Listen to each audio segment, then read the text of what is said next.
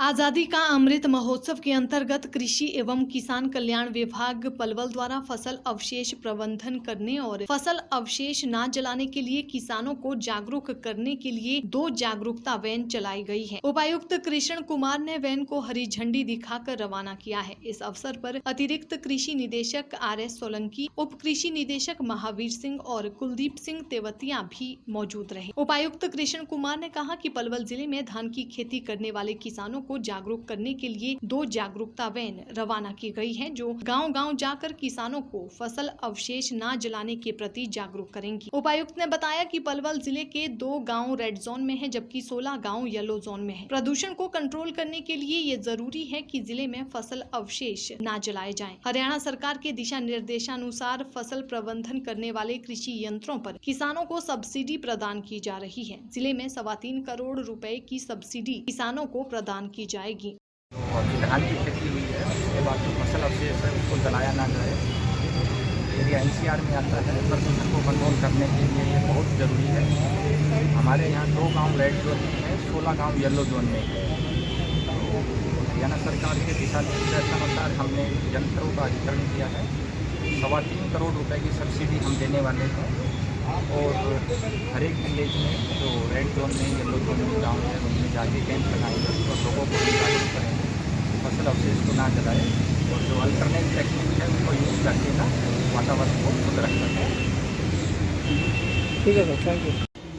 ये पराली जो जलाते हैं, अभी किसान पहले ज़्यादा जलाते थे, अब कम हो गया है। कृषि विभाग ने मेहनत की है, तो हमारे जो कृषि विभाग की जो स्कीम है इसके लिए भाई ना जलाएं, क्योंकि जलाने से आपको पता है कि इससे कितना नुकसान होता है। एक तो ज़मीन की उर्वरता शक्ति जो है ना खराब होती है, और एक जो है ना पोल्यूशन जो है ना अपना वातावरण दूषित होता है। दो तरफ से इसमें नुकसान है।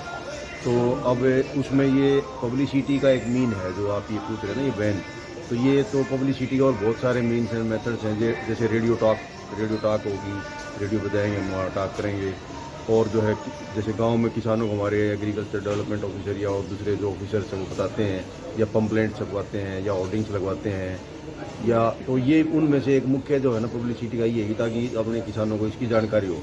जानकारी में इसमें मेन चीज़ जो है ये है कि इसके अंदर जो कि एक तो ex-situ और एक in situ का मतलब होता है कि जो पराली जैसे मान लिया उसने काटी है, जैसे ऊपर से कंबाइंड से, जैसे धान को ऊपर से काटा है, तो उसको वहीं पे मिक्स करना है। इन situ भी होता है, और ex-situ जो वहाँ से उठा करके बाहर लाएगा।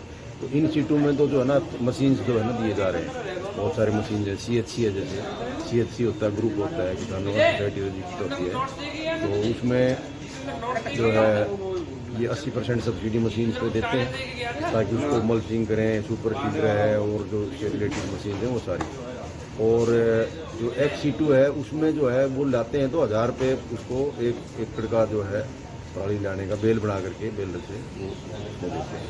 तो आज हम जो है स्पेशल हमारी ड्यूटी इसमें बॉर्डर का डिस्ट्रिक्ट है, स्पेशल यहाँ ले गए, हमें भेजा गया है।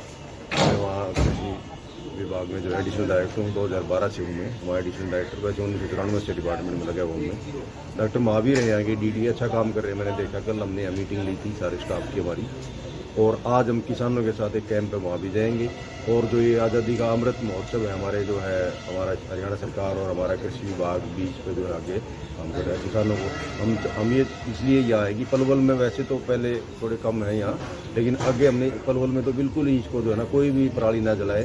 हम प्रार्थना भी करेंगे, सबसे किसानों से भी मिलेंगे। देखिएगा, मेरी पलवल ज़िले के किसानों से अपील है कि जो धान की फसल के जो अवशेष है इनको मिट्टी में मिलाकर भूमि का उपजाऊपन बढ़ाएं, अथवा इनकी बेल गांठें बना के इसको बाहर निकालें और इसमें आग बिल्कुल भी ना लगाएं, क्योंकि इससे हमारे पर्यावरण को नुकसान पहुंचता है और जीव जंतुओं को नुकसान पहुंचता है और इसके जान माल की हानि का अंदेशा बना रहता है।